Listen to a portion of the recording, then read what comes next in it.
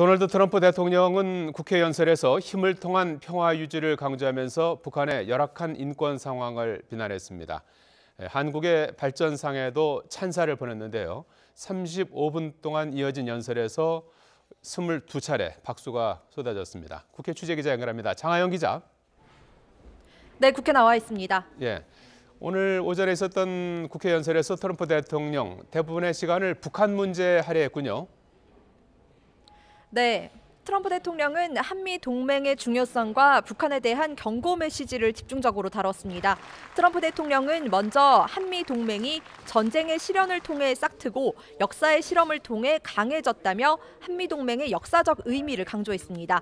이어 한국이 전후 기적처럼 성장해 각 분야에서 세계 최고의 국가가 됐다고 극찬했습니다. 특별히 박성현 선수가 LPGA US 오픈에서 우승한 걸 언급하면서 한국 여성 골퍼들이 훌륭하다는 말도 빼놓지 않았습니다. 반면 북한의 현실에 대해서는 긴 시간을 할애해 비판했습니다. 김정은을 폭군, 독재자로 규정했고 북한을 겨냥해 지옥, 악당 체제 등을 언급하면서 강도 높게 비난을 했습니다. 북한의 구체적인 인권 침해 사례를 일일이 언급하기도 했습니다. 특히 북한이 대륙간 탄도미사일 개발은 이 치명적인 오산이라면서 미국을 과소평가하지 말라고 경고했습니다. 트럼프 대통령은 예상과 달리 통상 문제에 대해서는 거의 언급을 하지 않았는데요.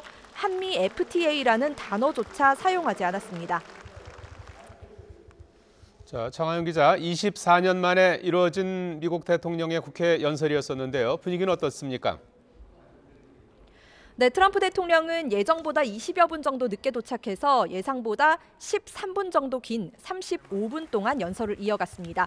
이번 국회 연설에서는 국회의원 외에도 주한 외국 대사 등 미국 측 초청 인사까지 모두 600여 명이 참석했는데요.